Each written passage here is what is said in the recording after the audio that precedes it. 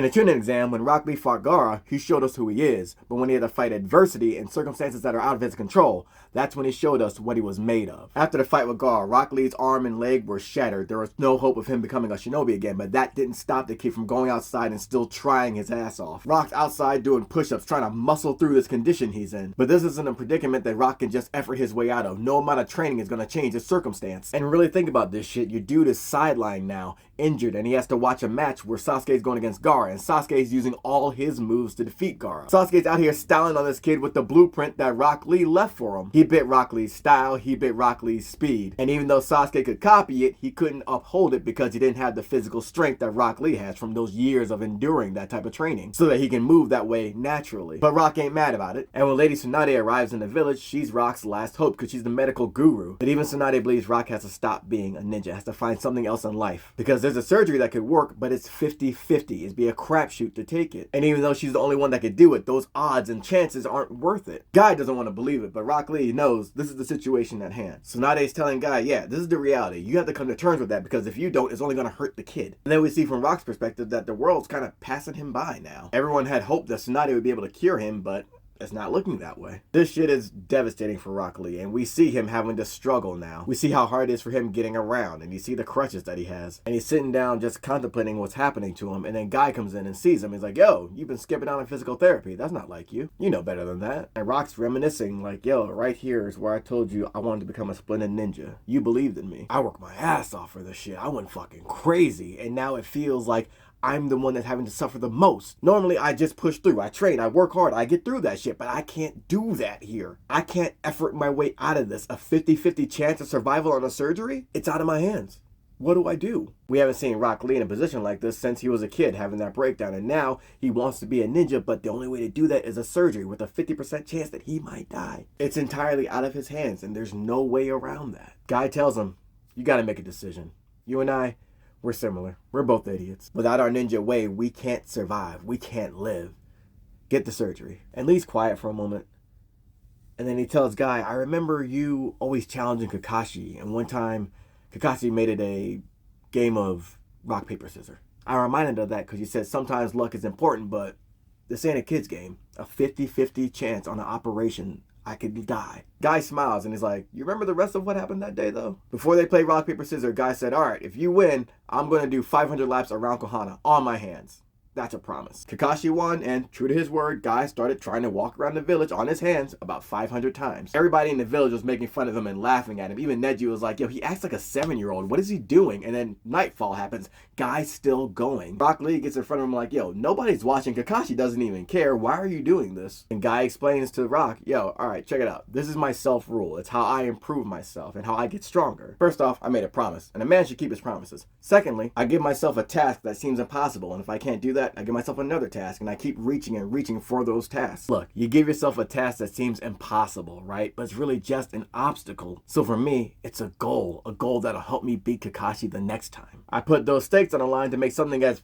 childlike as a game deadly serious. And even if I lose, okay, I'm still putting in work to get better. Rock Lee hears this and he's like, yo, I'm fucking with it. All right, I'm rocking with you. And he gets on his hands and walks around the village with Guy. And for the first time ever, we hear Guy tell Rock Lee, whoa, okay, chill. Don't push yourself too crazy now. And Rock Lee's like, yeah, but I got a goal myself. I want to be like you. If I become like you, I think I can become a splendid ninja. And if I can't keep up with you, I just got to work that much harder. Guy hears this and he's like, all right. In that case, I'm going to add a new rule. If you can't keep up with me, then I'm going to spend the rest of my life training you so that you become a splendid ninja. If I put all of my heart and soul into training you, there's no way that won't happen for you. Rock Lee's remembering those words, and Guy tells him again, get the operation. There's no doubt in my mind that the surgery will be a success. You have the power to shape your own destiny. And on the chance that something goes wrong, the 1 in 1 million chance that something goes wrong, I'll die along with you. I don't even have the words, man. I love the scene between these two. That Guy will go that far for his student, to have that much faith that a student's going to be okay. And then something happens, hey, I said I was going to train you to become the best ninja you possibly could. If you're no longer here, neither am I. That shit speaks to me. Lee decides to get the surgery, and we see that Tsunade was also working and researching in order to up the chances of the survival rate of the surgery, and she did. She raised it to 52%. The surgery is a success, so much so that Rock Lee is able to go out and give Naruto and his crew some backup when they're trying to get Sasuke back to the village. Naruto's finding a dude that can make weapons out of his bones, and Rock Lee comes in and helps the boy out. Naruto's shocked like, oh shit, and Rock Lee's like, yeah, the beautiful green beast of the leaf is back, baby. Your boy's back, but he's not 100%, but he doesn't give a fuck. He heard there's a scrap, and you know he's gonna come in for that action. Your boy's not 100%, but that don't stop him from giving the 100%. Now Rock Lee's rocking Kimimaro, but Kimimaro's got him figured out, and Rock Lee's like, damn, you agile, boy. You kind of slippery, okay? Kimimaro ain't giving him any compliments back. He's like, your style's really direct. It's pretty obvious. Rock's like, oh, direct, okay, I'm gonna fucking show you direct. And he gets up on Kimimaro's shit, and Kimimaro just sidesteps him. And as Kimimaro's about to finish Rock off, Rock's like, oh, hold up. I gotta take my medicine. Rock's like, I gotta take my medicine at a certain time. The time happens to me now. Just give me a second. It'll only take a minute. And Kimimaro's just like, all right, cool, I respect it. Yeah, go ahead. Now, let's keep in mind, Rock wasn't supposed to back Naruto and his boys up. He snuck out the night before in order to catch up with them. Guy comes back from a mission and he sees, oh god, this kid left. And Tsunade's like, oh my god, he left in such a rush that he took my sake bottle instead of his medicine by accident. Guy is shook. He's like, I'm sorry, hold on. Did you said he took your sake bottle? Tsunade's like, yeah, what's the problem? Guy is just horrified. He's like, you don't understand. If he has just a drop of alcohol, he turns into a fucking monster. When he learned how to do the hidden lotus, I took the team out to celebrate. He mistook my sake for water. He just had a sip, the smallest sip of my sake, but that was enough, and he just wrecked the entire restaurant. I ain't never seen any shit like this. The kid became a fucking beast. And after seeing him wreak havoc, I realized what he is. And as Guy's talking, we see Lee drinking what he thinks is medicine, but is actually alcohol, and his whole demeanor changes. Lee speaks very politely, but he ain't polite anymore, and your boy's staggering a little bit, and he's getting more and more aggressive. Kimimaro's like, alright, what the fuck's happening here?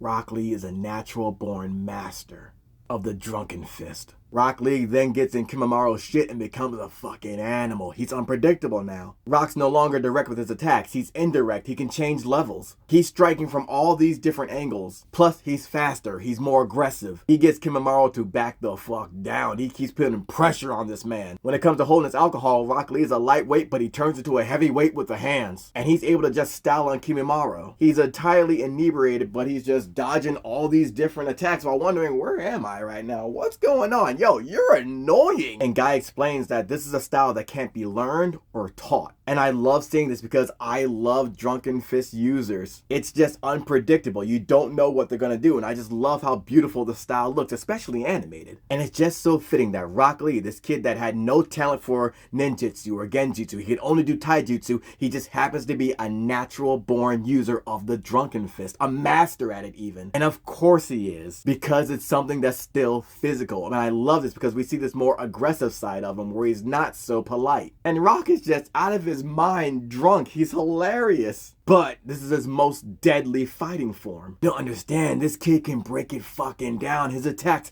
come out of nowhere. He's so unpredictable and he's so flexible, so agile. He makes this work look easy. Keep in mind, Kimimaro has a sword. This is a mid-range weapon, but he cannot get Rock Lee to back the fuck off. And Rock is just saying the words of Guy Sensei. He's like, yo, I'm enjoying the springtime of my youth. He's in there getting this shit in the fucking mix. Kimimaro's like, yo, this dude is fast. He's unpredictable. This is a lot. And Rock Lee literally walks this dude down. No, literally walks him down with his fucking feet. And when Kimimaro tries to mount some offense, Rock Lee is just fucking with the dodge. And it is not a problem for your boy. He's just, in the mirror. Yeah, feeling it. This kid is freaking wild. And just when Kimimaro thinks he has him, Rock's like, nah. He's unpredictable, but he's also so aware. His spatial awareness is crazy. Rock's able to turn the tide as he switches his style up and he starts using traps and locks, using his footwork. He's trying to lock Kimimaro up top and down low. Kimimaro is trying to keep him at a distance, trying to keep space, but Rock keeps coming in. So much so that it's even able to trip him up. And once he does, he's able to get in close and knock him down. And once he does, he lets all of the Bruce Lee out because he just screams. Which is ironic because he's a homage to Bruce Lee. They even share the same birthday, I believe.